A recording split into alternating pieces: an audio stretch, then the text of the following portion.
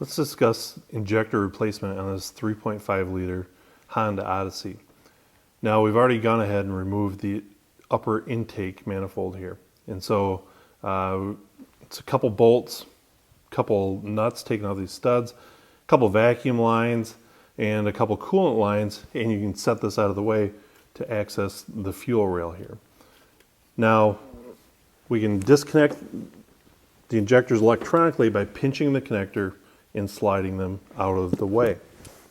So we're going to want to do that for all 6 injectors.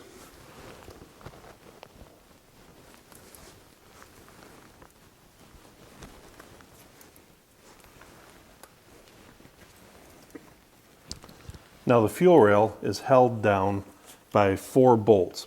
And so I'm going to take a 1/4 inch ratchet, a 6-inch extension, and an 8mm swivel socket in order to get on these bolts. They're underneath the rail here and come out pretty easily.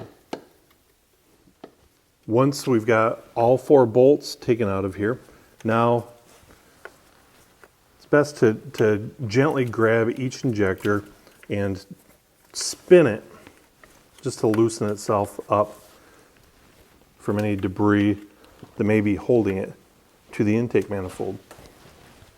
Once you have all 6 injectors spinning freely, then it'll be time to lift the entire rail off as a whole. Gently pulling on the injectors and working them back and forth is the best method to remove the whole rail as an entire assembly and swing it up out of the way here. Now we've got it out of our way, we want to ensure that all the gaskets and O-rings came out with the injectors yet. We're going to take a service kit here, and while we're replacing one injector, we're going to use a service kit to reseal all the other injectors while we've got them out right now. Right now that we've got our fuel rail up, it's very important to note that we need to depressurize the fuel system. Even if the vehicle's been sitting overnight for a while, it's a good idea to relieve the fuel pressure.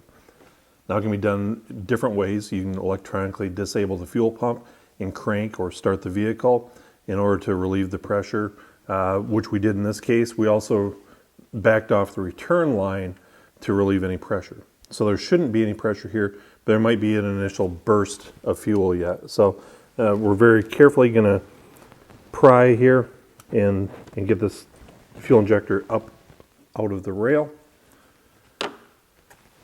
And we'll set it aside. We'll now take our new fuel injector and remove the protective cap. You can see this injector is designed carefully to match the original OE fit, form, and function.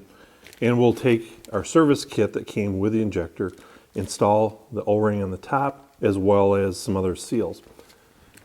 It's a good time to note though, if we've got one faulty injector on a high mileage vehicle such as this one here, you'll notice a lot of the contamination and other issues building up on these additional injectors.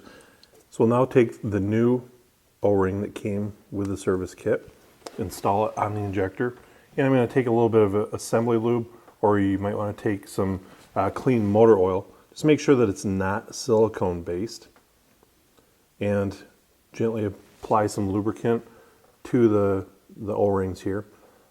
It's going to make the installation process much easier. So we can now go ahead and gently install it into the rail. We're going to be careful not to cut that O-ring or we'll have a leak later on. So we've got our new seal installed here. We're going to go ahead and replace all these other injectors here, and then we'll install the rail. We're going to key it up, make sure that we don't have any leaks here and that the system holds pressure. Once that's passed the test, we now go ahead and reinstall the intake manifold and clear the trouble codes if any had been set, and start the vehicle, and we should be ready to go.